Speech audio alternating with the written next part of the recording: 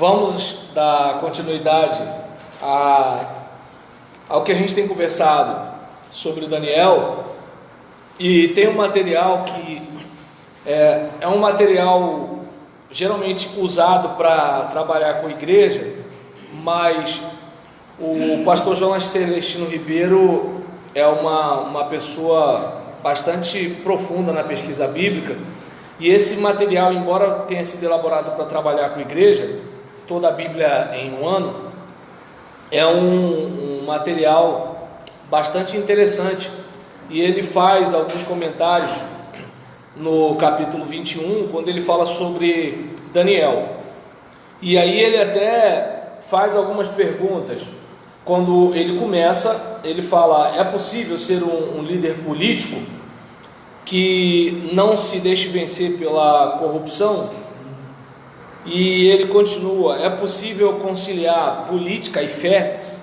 São perguntas para as quais a resposta positiva no livro de Daniel, o qual não pode ser lido só na perspectiva escatológica, como fazem muitos. Ele é um livro sobre o que uma pessoa dependente de Deus pode fazer nas esferas de poder, sem que tenha que abrir mão de suas convicções e de sua fidelidade a Deus. Ele também fala sobre o que uma pessoa dependente de Deus, sem que tenha que abrir mão de suas convicções, de sua fidelidade a Deus. Ele também fala do plano de Deus para o seu povo e para as grandes potências que existiam e que ainda surgiriam ao longo da história. E aí, as informações a respeito de Daniel se encontram quase que totalmente no seu próprio livro, o livro que leva o seu nome. Ele fazia parte de um pequeno grupo de prisioneiros judeus levados por Nabucodonosor, quando Joaquim tinha apenas 3 anos de reinado sobre Judá, como a gente vê lá em 2º livro dos Reis, capítulo 23, versículo 36 e diante. Isso se deu por volta de 605 a.C.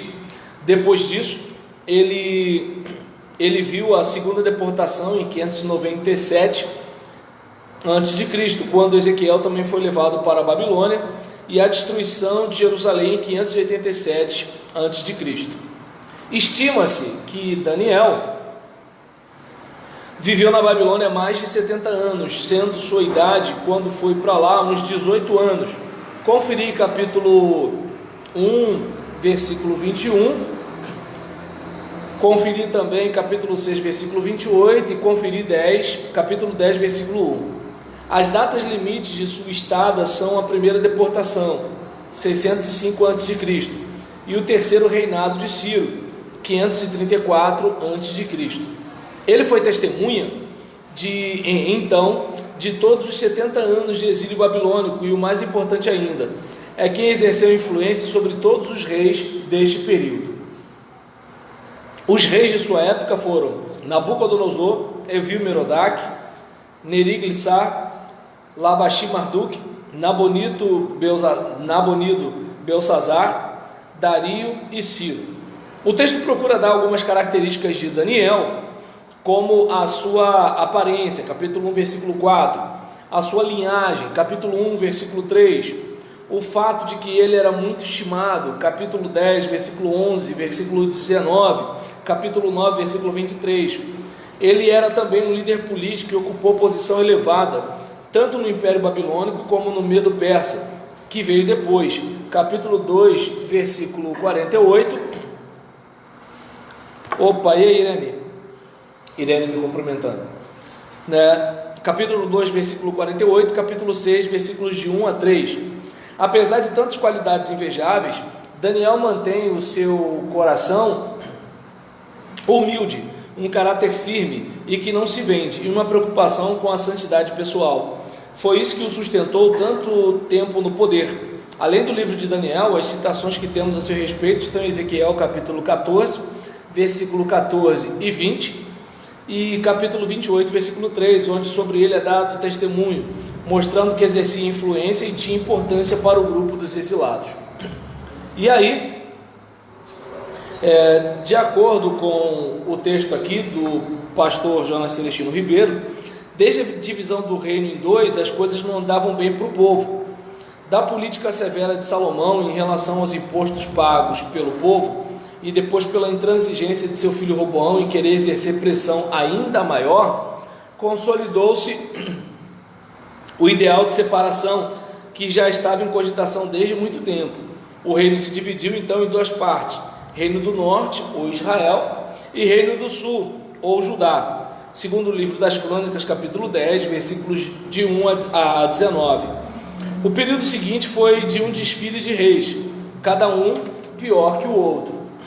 E a frase mais comum a seu respeito nos livros dos reis é: fez o que era mal aos olhos do Senhor. O povo, durante a instabilidade política, experimentou pequenos momentos de reavivamento sob os reis Asa, Ezequias e Josias, por exemplo. Mas, de um modo geral, o período da monarquia em Israel foi um dos mais turbulentos da sua história. É no período da monarquia que começa um novo tipo de ministério providenciado por Deus, o de profeta. Ele surgiu pela necessidade de Deus comunicar a sua mensagem ao povo, para não deixá-lo sem o entendimento de sua vontade. O reino do norte foi o que ficou em pior situação, e em 722 a.C., foi completamente destruído pelo poder assírio sob Sargão II, segundo o livro dos reis, capítulo 17. Na terra foram introduzidos estrangeiros, nunca mais o povo do norte foi restabelecido. O reino do sul, ou de Judá, ainda durou mais de um século, mas o mesmo pecado que havia traído a ira de Deus sobre o reino do norte, agora rondava o de Judá, a idolatria. Apesar das tentativas de Asa, conferir segundo o livro das Crônicas, capítulo 15, e de Ezequias, conferir segundo o livro das Crônicas, capítulo 29 até o 31, e de Josias, conferir segundo o livro das Crônicas, capítulo 34 e 35, o povo preferiu seguir o exemplo daqueles reis que não viveram segundo a vontade de Deus. Foi quando então iniciou-se, por volta de 605, o exílio do povo, o desterro como castigo pelo seu pecado. O exílio começou no ano terceiro do reinado de Jeoaquim, rei de Judá, Daniel capítulo 1, versículo 1, e segundo o livro das Crônicas 36, versículos 5 a 10. Jeoaquim, que antes se chamava Eliaquim, segundo o livro das Crônicas, capítulo 36, versículo 4, ainda teve um reinado de 11 anos, de 608 a 597 a.C. Ele era filho de Josias, mas pelo que parece não seguiu os passos de seu pai. Foi mais um que fez o que era mal aos olhos do Senhor seu Deus, segundo o livro das Crônicas, capítulo 36, versículo 5. Ele reinou em lugar de seu irmão Joacás, após este ter sido levado para o Egito pelo faraó Neco. De início era um rei vassalo do Egito, e ele pagava tributos pesados. Quando Jeoaquim reinava já por 3 anos na condição de subjugado ao Egito, veio Nabucodonosor, rei de Babilônia, a Jerusalém e a sitiou. E o Senhor lhe entregou nas mãos a Jeoaquim, rei de Judá, e uma parte dos vasos da casa de Deus, e ele os levou para a terra de Siná, para a casa do seu Deus, e os pôs na casa do tesouro do seu Deus. Daniel capítulo 1, versículos 1 e 2. Isso aconteceu após a vitória de Nabucodonosor sobre os exércitos do Egito na guerra de Carquemes, onde Josias foi morto pelos soldados do Egito, segundo o livro das Crônicas, capítulo 35, versículos 20 a 24. A vitória de Nabucodonosor fez dele dono de tudo que pertencia ao Egito, e isto incluía a região da Palestina. O cerco de Jerusalém é firmemente atestado não só pela Bíblia, como também pelas Crônicas Babilônicas, um documento que descreve os atos dos reis da Babilônia. Conferir segundo o livro dos reis, capítulo 23, versículos 29 a 24. E aí, a gente também vai observar que a data que tem sido atribuída ao livro de Daniel é o final do século VI a.C., alguns tomando por base as informações precisas de Daniel sobre os reinos que surgiram mais tarde, como é o caso dos impérios Medo-Persa e grego, e a descrição de alguns fatos que aconteceram por volta de 168 a.C. E não aceitando que Daniel é profecia, datam-no de 164 depois de Cristo. Esta data, porém, tira de Daniel todo o seu caráter de profecia. A autoria atribuída a Daniel, principalmente a segunda parte, capítulos 7 a 12, enquanto a primeira parte, capítulos 1 a 6, é biográfica e parece ter sido escrita por outro a respeito de Daniel. Por isso, em terceira pessoa, como a gente já falou algumas vezes. A mensagem central do livro é que Deus é o Senhor Altíssimo e há de reinar sobre todos os homens. A resposta de Daniel a Nabucodonosor foi que há um Deus no céu, capítulo 2, versículo 28, e o seu reino será eterno, envolvendo a destruição de todos os reinos rivais, capítulo 2, versículo 44.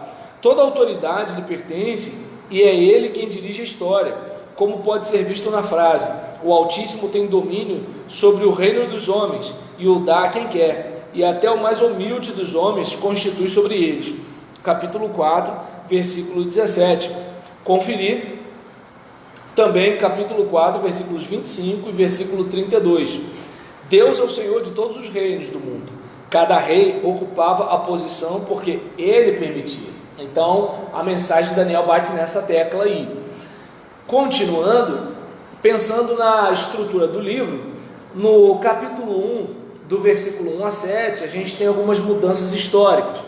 Nos versículos 8 até o capítulo 6, versículo 28, a gente vê Daniel e os reis da Babilônia e Pérsia, com a narrativa falando sobre ele e seus companheiros, Daniel e Nabucodonosor, o relacionamento que ele tinha, depois Daniel e Belsazar, e depois o relacionamento de Daniel e Dario.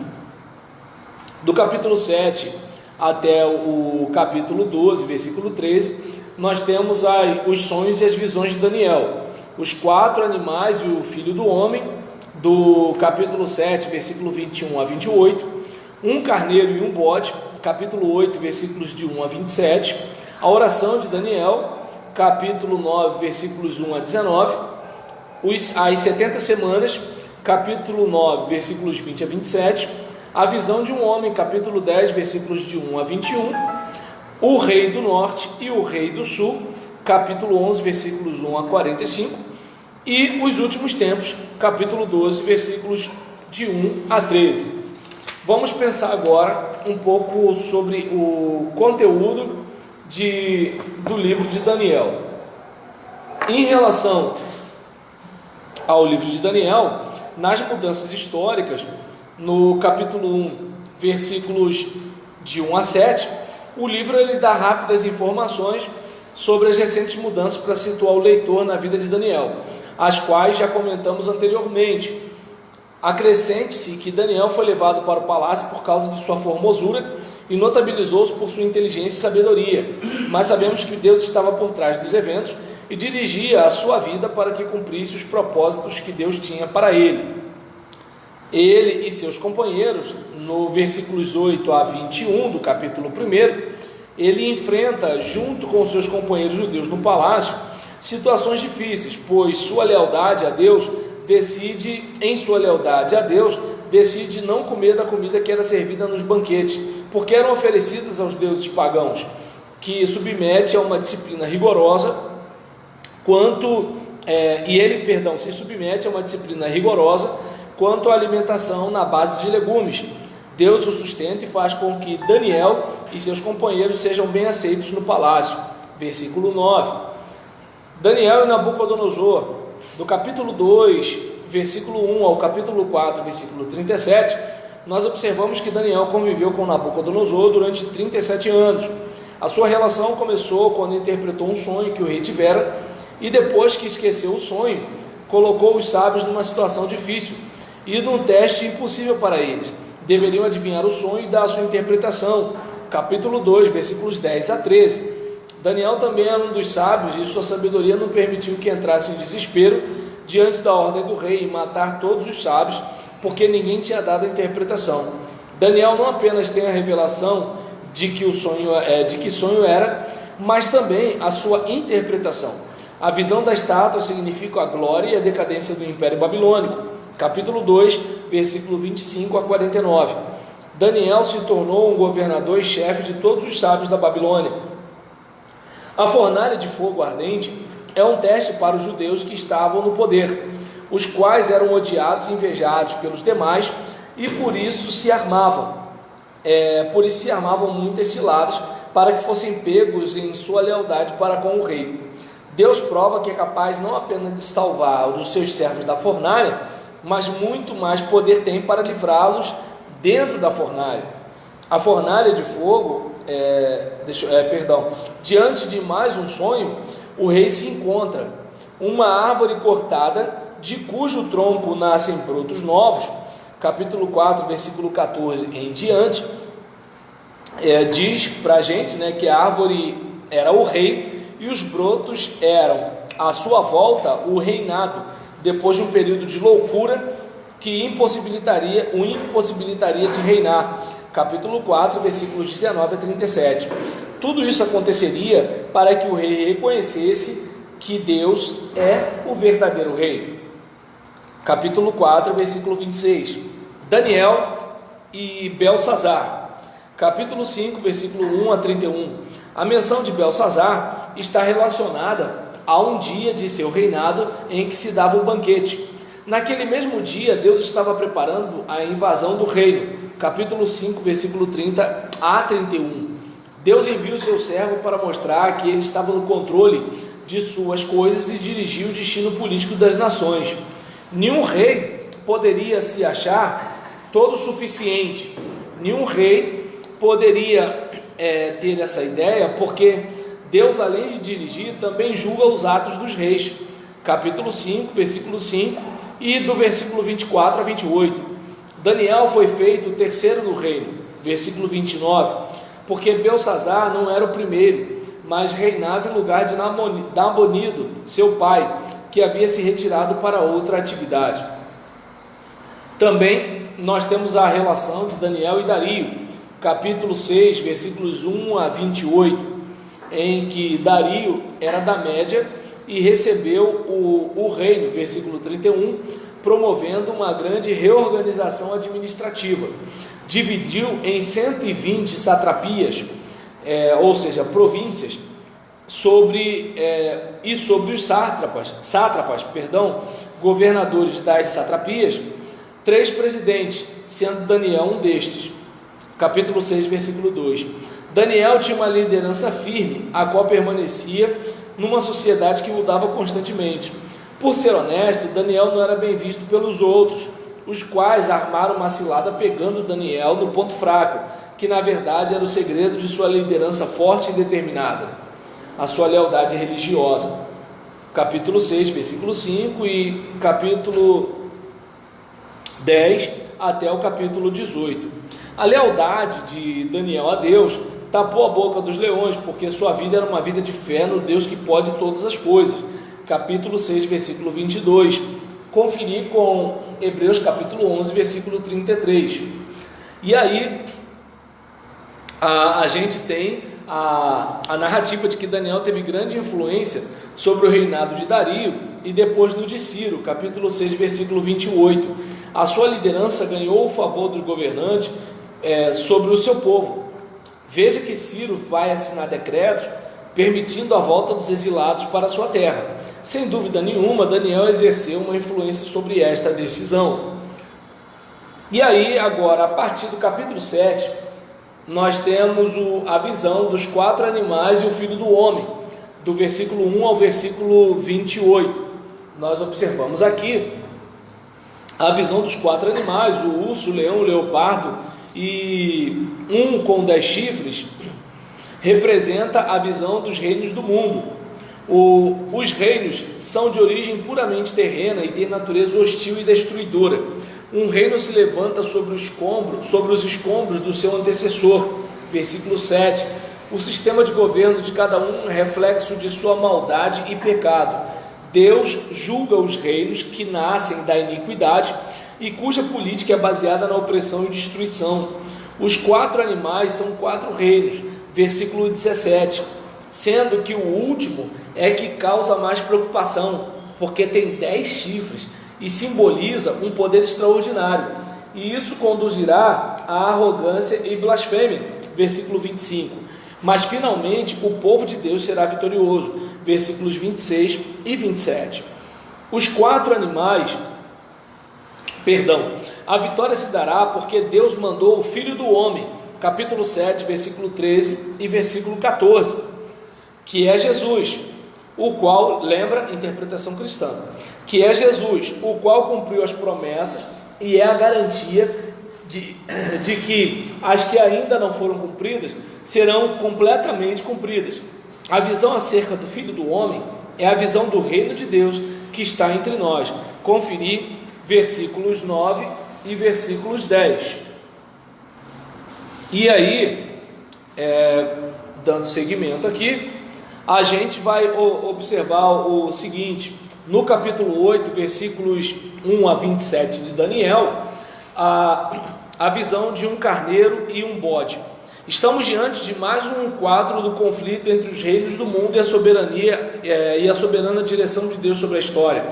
O capítulo 8 é complementar aos capítulos 2 e 7. Aqui temos a visão de Daniel a respeito do confronto entre as duas potências e o consequente resultado. A história se desenrola profética e simbolicamente através das visões e sonhos de Daniel. Deus o conduz ao futuro e faz com que veja os acontecimentos e como estará o seu povo diante do conflito. O capítulo 8 ainda usa o simbolismo dos animais, mas contém interpretações que nos ajudam a entender e posicionar o seu conteúdo em acontecimento na história subsequente. Os acontecimentos provocados pelo chifre pequeno, versículo 9, tiveram lugar uns 200 anos mais tarde, na pessoa de Antíoco Epifânes, ano 167 a 165 a.C. A oração de Daniel, capítulo 9, versículos 1 a 27. Daniel se firma na oração porque os seus sonhos e visões estavam perturbando sua mente. As visões recebidas por Daniel o deixaram meio atordoado, capítulo 7, versículo 28, e capítulo 8, versículo 27, ou até mesmo doente. Ele confessa que passou alguns anos pensando sobre aquelas visões, pois as recebeu no primeiro e no terceiro ano do reinado de Belsazar, e agora ele está no ano primeiro de Dario, capítulo 9, versículo 1. Alguns anos transcorreram e a imagem ainda continuava em sua mente e em seu coração. Ele não as deixou cair no esquecimento. Estava procurando entendimento. É bom, quando procuramos ao longo dos anos, entender o que Deus nos fala através de sua palavra. Após muito pensar, Daniel havia chegado à conclusão: não havia quem entendesse a visão que havia tido. O único caminho era orar pelo entendimento. E aí a gente tem, do versículo 20 ao 27, as 70 semanas. O resultado foi que, quando ainda Daniel estava falando e orando, Deus enviou o seu anjo para responder à oração. A resposta foi a visão das 70 semanas e da unção do rei, que traria o verdadeiro reino, porque viria da parte de Deus e não dos homens. Seriam os 490 anos de história que culminariam em Cristo e na destruição de Jerusalém.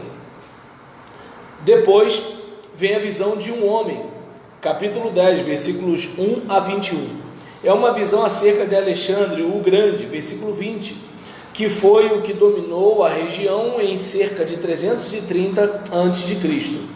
E aí, no capítulo 11, nós temos o rei do norte e o rei do sul, do versículo 1 ao versículo 45. É a descrição do conflito entre dois reinos. Depois da morte de Alexandre o Grande, o seu reino foi dividido entre os seus generais, e a Palestina ficou sendo um território em disputas entre o rei do sul, Ptolomeus do Egito, e o rei do norte, os Seleucidas da Síria. Este foi um campo de batalha propício para o surgimento de Antíoco Epifânes, o chifre pequeno, capítulo 11, versículos 21 a 45, o qual cometeu muitas atrocidades contra o povo de Deus. E aí, nós temos os últimos tempos, capítulo 12, versículos 1 a 13, onde a história caminha para o seu final. A Bíblia fala muito sobre o dia em que todos terão que prestar contas de si a Deus. Daniel não podia encerrar de forma mais apropriada, falando acerca do juízo final. Ele é consequência natural do fim da história. O homem foi criado para servir o Criador, e como se desviou, preferindo desobedecer, tem que comparecer para prestar contas. Não importa quando, mas Deus trará a todos para o fim da história, quando cada um ficará diante do caminho que escolheu na vida. E aí vamos pensar aqui na relevância de Daniel para hoje. Primeiro ponto: a lealdade a Deus está acima de qualquer poder político.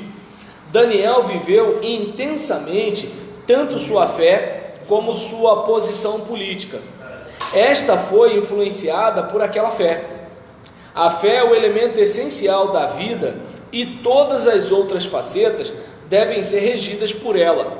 A política é a forma de resolvermos os problemas comuns da sociedade, sejam econômicos, sociais ou outros. Não deve ser, porém, uma política de impiedade.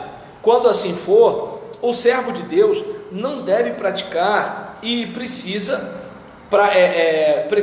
condenar com coragem e determinação. O mal pode imperar, mas não será para sempre. Queria pedir licença a vocês. Aleluia. E aí, Deus poderia ter dado a visão de uma catástrofe imediata e tê-la trazido ainda na época de Daniel, mas ele tem os seus propósitos e conduzirá a história ao fim que determinou. 3. Deus é o Senhor da história e dos reinos. Mais uma vez, aleluia. Seguindo aqui, ficou bem claro que quem põe e tira os reis é Deus. Ele é o Senhor de tudo e de todos. Esta é uma lição que deve ser aprendida por todos aqueles que detêm o poder político. Deus não apenas visitará no fim da história a maldade dos homens, mas já visita historicamente e em forma de juízos sobre pessoas individualmente e sobre nações inteiras. E aí, para a gente fechar, 4, Daniel é a mensagem da não conformação. Daniel é a mensagem da não conformação, é a mensagem da fidelidade, é a mensagem da oração, é a mensagem da soberania de Deus e é a mensagem dos acontecimentos finais da história. Daniel nos ensina que não devemos nos associar com as obras das trevas. Daniel nos ensina que devemos confiar sempre em Deus. Daniel nos ensina que precisamos buscar orientação para a vida na oração. Daniel nos ensina que devemos afirmar sempre a soberania de Deus em nossas vidas e na vida de nossa pátria, e que devemos crer que a história não é uma relação de fatos desconexos, mas um todo orgânico que caminha para um fim, que reserva bênçãos e punições, dependendo das decisões na história de cada um de nós.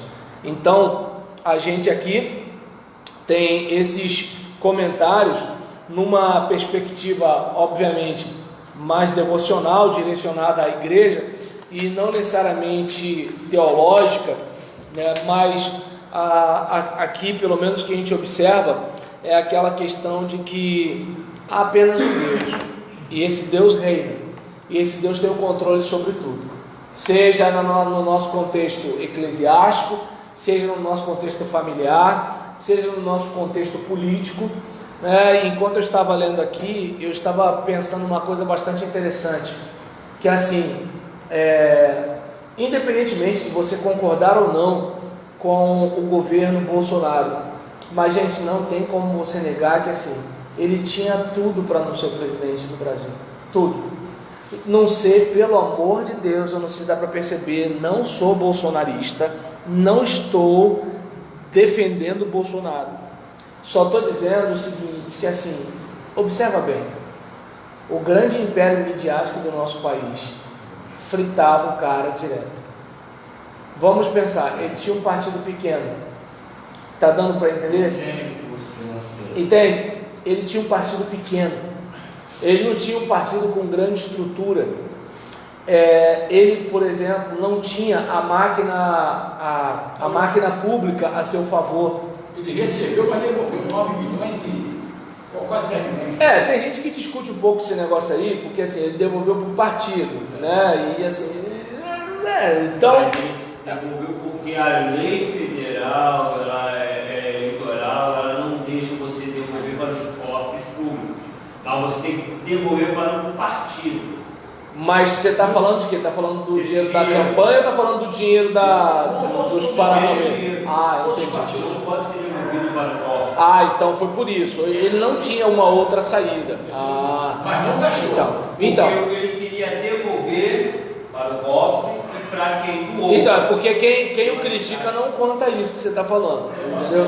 Aí, por exemplo, a gente tem uma situação, né, nesse aspecto, né, de que assim, ele não tinha um partido grande, como a gente tem o caso, né, o Partido dos Trabalhadores, né, apesar de todo o bombardeio em cima, né, do governo Dilma, ainda assim era um partido com bastante senadores, deputados, governadores, assim, prefeitos, assim, o PT era uma máquina, né? E aí a gente observa que ele não tinha, como o Alckmin tinha, né, um tempo de televisão enorme, né? Então ele não tinha o governo atual, que era o PMDB, né, que era o caso do Meirelles. Ele, assim, não tinha entre, por exemplo, a questão, né, dos intelectuais, dos artistas, né, desse pessoal. Ele não tinha o apoio desse pessoal.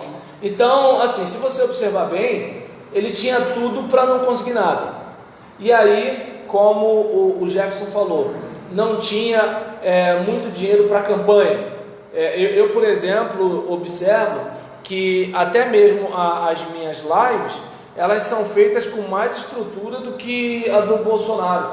Porque assim, quando a gente viu as filmagens dele, era um negócio em cima de livros, não sei o que lá. Eu, mal bem, eu tenho um tripé, né? Então, assim, eu tenho um tripé para fazer meus vídeos. Então, assim, era um negócio meio artesanal, uma coisa feita assim, mais ou menos. E digamos, foi uma campanha barata e ao mesmo tempo, né, além de ser uma campanha barata, com sobra de caixa. Em contrapartida, né, o candidato que foi para o segundo turno com ele, teve uma campanha cara e saiu devendo. Só dele, né? só do bolso dele foram 25. Entende? E aí, E na história da política no Brasil, esses 30 anos de política, fui o único,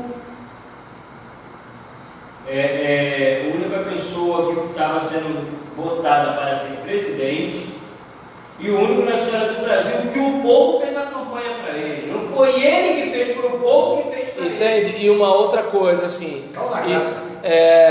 gente, a Irene quer me deixar numa situação difícil. A Irene está dizendo que não tinha outro, já estava determinado pelo Espírito Santo. Olha só o meu problema. Aí nesse caso, Facebook é uma terra de bang, né, gente? Não, vamos sério. Eu não discuto política no Facebook, eu discuto no Twitter, mas no Facebook eu não discuto, porque no Twitter você discute com muita gente estranha que segue você.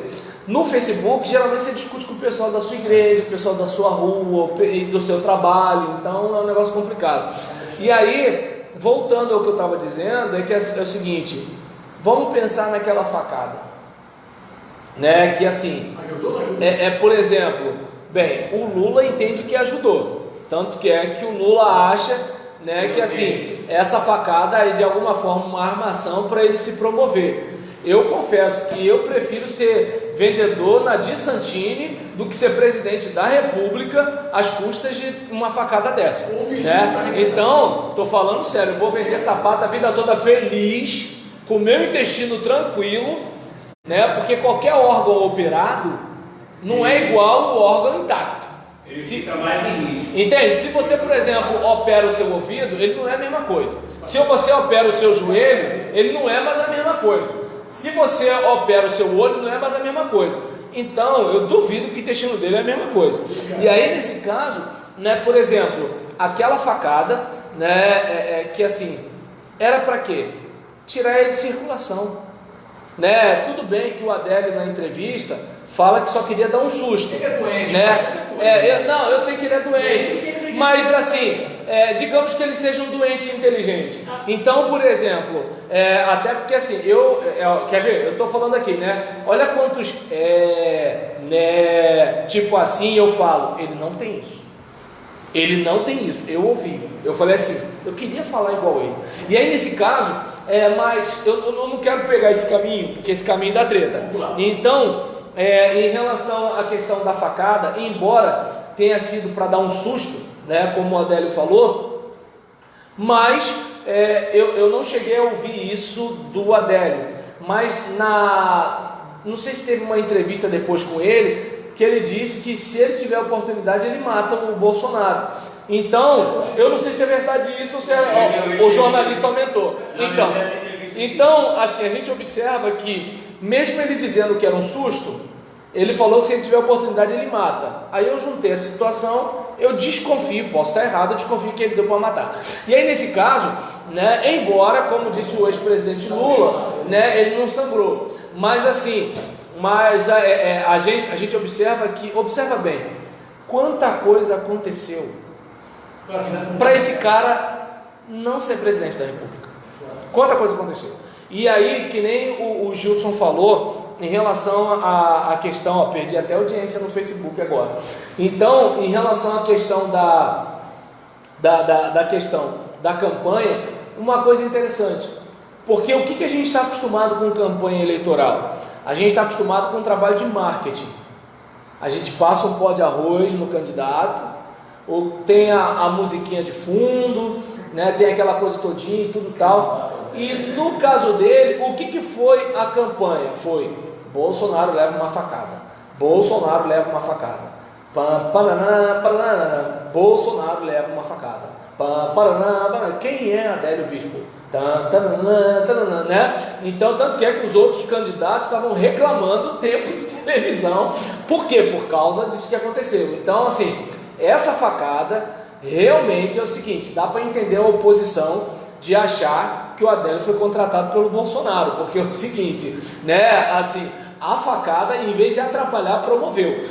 E assim, observa quanta coisa aconteceu, né, para que esse cara estivesse no poder.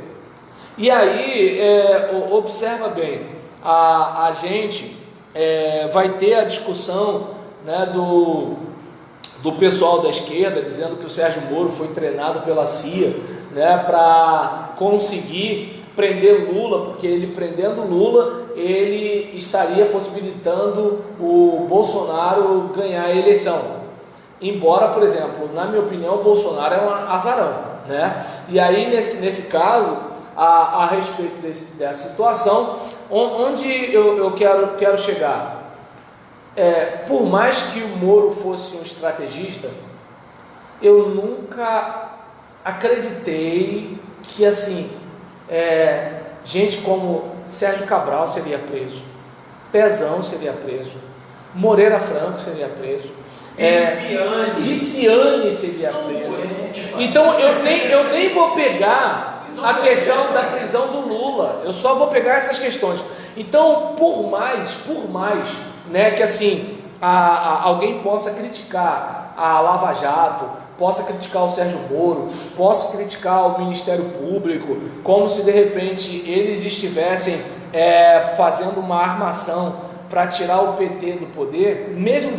Outra coisa, a questão aquele, não sei que lá, Azeredo, do governo do PSDB de Minas, do Mensalão Mineiro, né, então, que foi preso também. Então, não, o Aécio não foi preso, não. O Aécio ainda está aí, está na esquiva.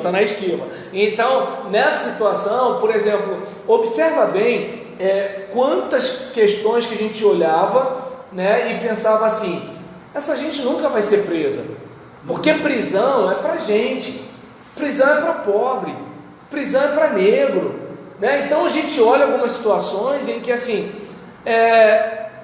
eu não acreditava que eu iria viver um momento de ver coisas desse tipo. Entende? Assim, eu não estou aqui discutindo se a prisão do Lula é justa, tá entendendo? Faz sentido, né? Se a gente for pensar, né?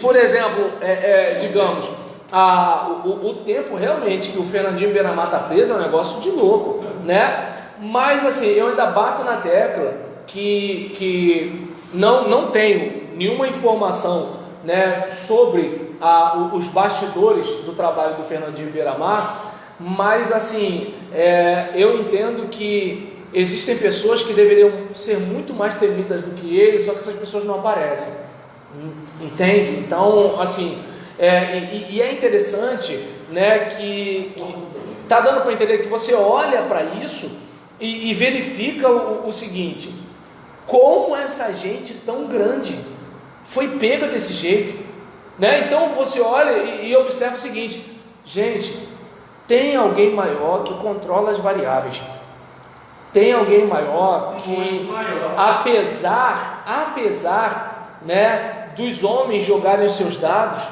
tem alguém que cuida da gravidade, cuida do vento, que faz esse dado que a gente está jogando cheio de manha.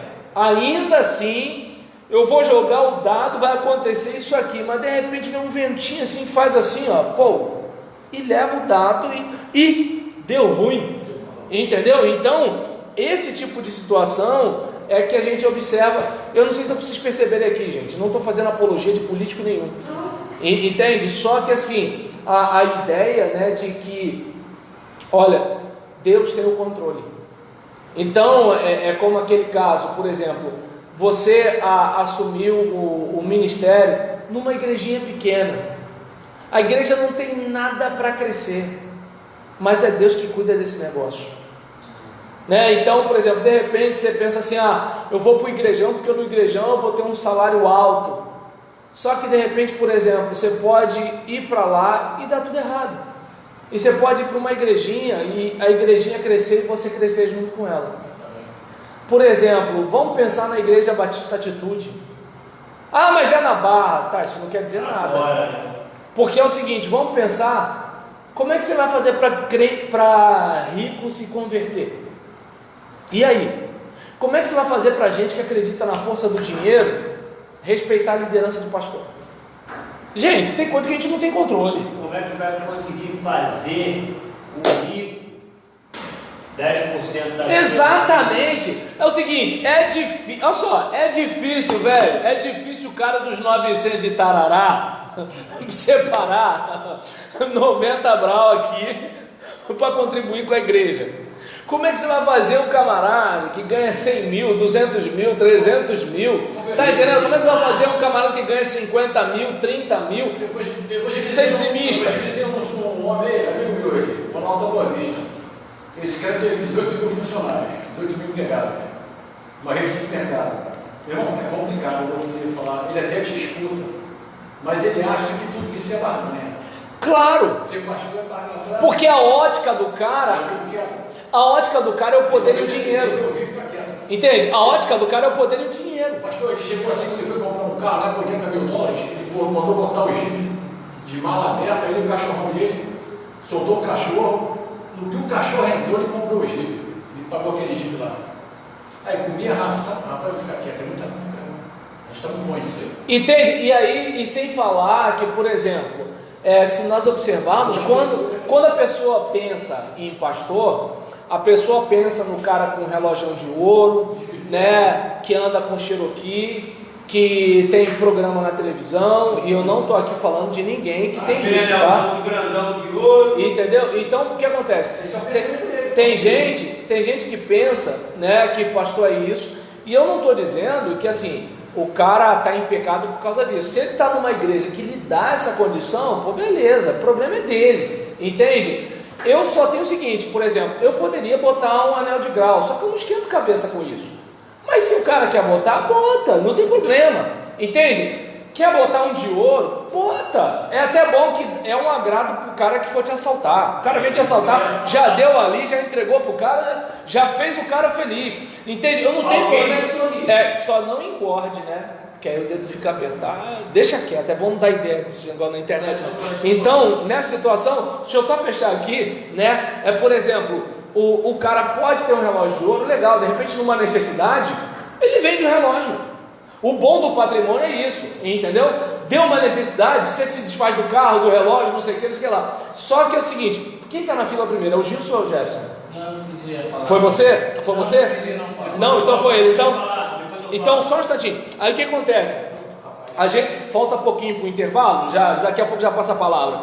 Aí em relação a isso tudo, o que acontece? A igreja pode, você não vai deixar ninguém numa situação complicada, porque é o seguinte, eu teria dificuldade de ser pastor numa igreja em que assim, poxa, eu estou com um relógio de ouro, não estou dizendo que é pecado, estou dizendo que assim, eu teria dificuldade, é o seguinte, tem gente que não tem ovo para comer, assim, eu estou com o meu relógio de ouro, mas eu estou vendo que tem um membro da minha igreja que não tem ovo para comer.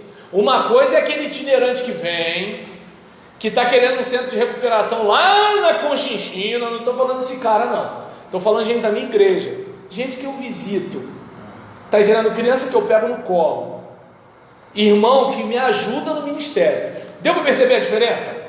Porque se for assim, qualquer um que aparecer lá com um pano de saco, o pastor não me ajudou, pelo amor de Deus, vai cantar outra freguesia. O que eu estou dizendo aqui é o seguinte, observa bem, imagina, aquela irmãzinha, chão batido em casa, e eu assim, porque relógio é para ver hora, então é o seguinte, se ele é de ouro ou não, tanto faz. Eu entendo que assim, eu como pastor, e sabendo que a caminhada de pastor é um negócio meio incerto, então o que para mim seria jogo? Seria jogo o seguinte, quer saber? Tá aqui o relógio de ouro, tá não sei o que lá de ouro, não sei o que de ouro, deu ruim, eu vendo e pago minhas contas, tá entendendo? Então já é uma situação, mas assim, quando eu penso nessas questões da igreja, eu fico meio na minha, né? Mas assim, onde eu quero chegar com isso tudo, eu não quero falar disso. O que eu estou dizendo é que às vezes a pessoa vê a pessoa naquela situação e pensa o quê? Eu quero isso para mim. Só que é o seguinte, de repente, você pode crescer junto com a sua igreja, e a sua igreja lhe dá a possibilidade de ter uma vida mais confortável. E se não der? Se não der, não deu. Fique na vontade de Deus. Deus tem o melhor para você. E de repente o melhor para você talvez seja aquele pessoal assim, aquela criança com o nariz escorrendo. Porque, vou pegar a minha situação, eu prefiro um templo com a parede para embolsar, mas com gente que é crente de verdade, do que estar num lugar que assim, aquele piso é lindo, aquela parede, não sei o que, não sei o que lá, mas um pessoal que me trata como empregado, não me trata como pastor, um pessoal que não ouve minha orientação, um pessoal que não quer ganhar almas, um pessoal que quer viver na elite, um pessoal que quer tirar onda, assim, sabe com quem está falando? Vai catar coquinho. Eu não fui à frente quando meu pastor fez apelo para ser funcionário de uma instituição dessa. Para isso existe concurso público, para isso você vai ser candidato, para isso, tem um monte de coisa. Para ser pastor, a questão é, você lida com ovelha? Ou está lidando com o pessoal que quer dirigir você? Pastor, se for do relógio, a gente tem que botar o seguinte, o patrimônio é dele ou o patrimônio é da igreja? E detalhe, e qual é o preço desse negócio? Está dando para entender? Ainda tem a questão do preço desse negócio. O que acontece? O que você está vendendo para ganhar isso? O que você está perdendo para ganhar isso? Porque para você ter aquele relógio de ouro, o que você perdeu no caminho? Eu não estou dizendo que todo mundo que tem relógio de ouro perdeu alguma coisa no caminho. Só estou dizendo que é o seguinte, para ter aquilo ali, o que você perdeu no caminho? Né? Porque alguém pode dizer o seguinte, mas o relógio de ouro que eu tenho não foi por causa da igreja, eu ganhei com o suor do meu rosto. Eu não estou discutindo isso, eu estou dizendo a questão de você ter um relógio de ouro como pastor, e você ter a sua ovelha sem ter o ovo para comer, entendeu? Eu não estou discutindo se veio da remuneração da igreja ou se veio da multinacional. Está dando para entender? É isso que eu estou dizendo. Se você pode ter um relógio de ouro e ajudar os seus irmãos da sua igreja, glória a Deus, né? É isso que eu estou dizendo. Então, por exemplo, às vezes a pessoa, ela não consegue perceber que é Deus quem estabelece os reis e é Deus quem os faz cair. Então é aquele caso, por exemplo, pastor, eu lembro que teve uma igreja que estava em sucessão pastoral e a irmã falou assim: pastor, não toca nesse assunto de política aqui não. Só que eu tive que tocar porque eu falei sobre a polarização que estava acontecendo, que ainda está acontecendo, né? Por exemplo, se você observar, a igreja está dividida. É um tal de petista para cá, bolsonarista para lá. É o pessoal, porque o Bozo, gente, Romanos 13 fala para a gente respeitar as autoridades. Tinha gente fazendo memes, zoando a Dilma. Eu falava na minha igreja, falei, gente, ela é a nossa presidente, vamos respeitar. Ah, o Rodrigo Maia, ele é isso, ele é aquilo, ele é um nhonho, não sei o que, é o presidente da Câmara. Eu não sei se dá para perceber que é o seguinte, eu aprendo na minha Bíblia que a gente precisa respeitar a autoridade. Seja o político, seja o pai e a mãe, seja o policial, seja o governante, seja o ministro do Supremo Tribunal Federal, eu posso discordar deles e pontuar, mesmo na internet, em quem eu discordo. Só que é o seguinte, eu estou vivendo uma época de cristãos que não respeitam ninguém. E é estranho, porque Jesus respeitou a autoridade de Pilatos. E Pilatos foi aquele camarada que se omitiu e lavou as mãos. Pilatos não era lá, né, alguém assim, ele é digno de respeito. Não, a questão não era essa. Jesus fala o quê? Você não teria nenhuma autoridade se do céu não fosse dado. Ou seja, Jesus está dizendo que foi Deus quem investiu Pilatos de autoridade. Então eu olho para uma situação dessa, os crentes que pensam diferente de mim, respeitam, beleza, vai na paz. Agora eu entendo, olhando para Jesus, que a gente deveria ter essa ideia de que é o seguinte: somos uma república e vivemos num regime democrático. É simples. Não teve a manifestação do dia 15? Não vai ter a manifestação do dia 30? Claro, de preferência que você não queime pneu e não mate alguém asfixiado na sua manifestação, né? E que você, por exemplo, né, não fique, como é que eu posso dizer, trazendo algumas palavras para o presidente da Câmara, ou para o presidente do Senado, ou para o STF, algumas palavras que é o seguinte: aquelas pessoas têm família. Discuta o procedimento, o trabalho. É como, digamos, você tem um problema na igreja, discute o que a pessoa está falando, não discute o caráter da pessoa. Tem gente que quer desqualificar o pastor, quando deveria falar do trabalho. Pastor, a gente quer alguém que visita. Se o pastor não visita, poxa, já conversou? O pastor disse que é o seguinte: irmãos, eu vou visitar doente, vou visitar enfermo e vou visitar afastado. Mas agora é o seguinte, eu tenho que preparar sermão, eu tenho que pesquisar. Gente, de coração, depois que eu parei de pastorear a igreja, eu estou estudando mais. E era para eu estudar mais. Por que aconteceu? Meu filho nasceu, e vocês conhecem a luta que eu passo, né? Será que tem gente para conseguir entender? O pastor, quando chegou aqui, ele carregava a caixa de som nas costas, ele subia e descia morro, ele fazia, acontecia. Por quê? Ele estava com 34 anos, não tinha sido acometido pela depressão, não estava com um filho pequeno, o filho pequeno não estava tendo alguns problemas de saúde, gastrointestinais, né? Ele não estava tendo esses problemas. A gente não pode dar um plano de saúde top para o nosso pastor. Nosso pastor não tem dinheiro para ter empregado para tomar conta do filho dele e ajudar em casa, e ele poder ficar livre para cuidar da igreja. Então o que acontece? A gente quer um pastor que esteja se entregando todo na igreja, deixando a família para lá, que não ajuda a mulher a cuidar do filho. E vocês viram, meu filho é pimentinha, não dá para deixar ele parado, não dá. Entendeu? Então o que acontece? Aí a pessoa, ela pode analisar o seguinte: pastor, numa sucessão, já que você tem isso tudo, não dá para ser seu nosso pastor. A gente vai convidar o pastor para pregar, não sei o que, mas não dá. Agora daí ele diz o seguinte: pastor assim não é pastor. Percebeu a diferença? É que nem, por exemplo, tem aquele irmão que é meio chato na igreja, né? Tem os irmãos que são treteiros, mas tem um irmão que é chato, né? Esses negócios todinho. Tem o irmão que é treteiro porque gosta do que é certo, né? Então acontece.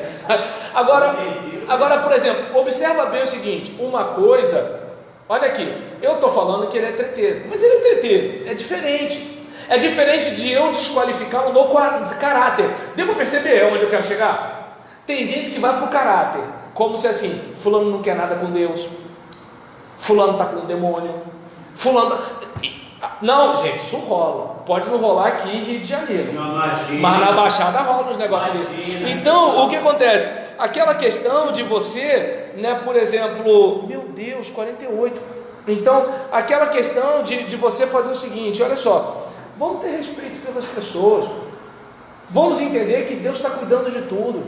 Porque, por exemplo, vamos pensar o seguinte, fazendo uma análise, né, não vou falar o nome aqui para não dar trauma, mas fazendo uma análise dele, do pastor dele e do outro irmão, a gente pode pensar assim, todo mundo tinha que ser igual ao pastor dele, todo mundo tinha que ser igual a ele, todo mundo tinha que ser igual ao outro irmão. Não, tem que ter eles três para dar equilíbrio no sistema. Tá dando para entender? Só que a gente quer o que na igreja? A gente quer que saia o diferente e fique só a gente igual a gente, aí dá ruim. Mas aí, em cima do que o senhor está falando aí, é minha discussão, porque olha só, vamos lá, no caso do senhor, o senhor vai estar pastoreando, pô, beleza. Tá errado, o que o pastor faz? A igreja até que me prove o contrário, ela é um corpo. Cada um faz cada um dentro da igreja tem um chamado. Tem uns que têm um chamado para evangelizar, tem uns que têm um chamado de ir para os hospitais visitar. Se todos jogarem a culpa para cima do pastor, então... E ficar só comendo pipoca. Pastor para quê? É uma provocação honesta. Essa coisa ele tem que parar. Então, gente, podemos parar para o nosso intervalo? Então, daqui a 10 minutos a gente está de volta. 15, tá bom.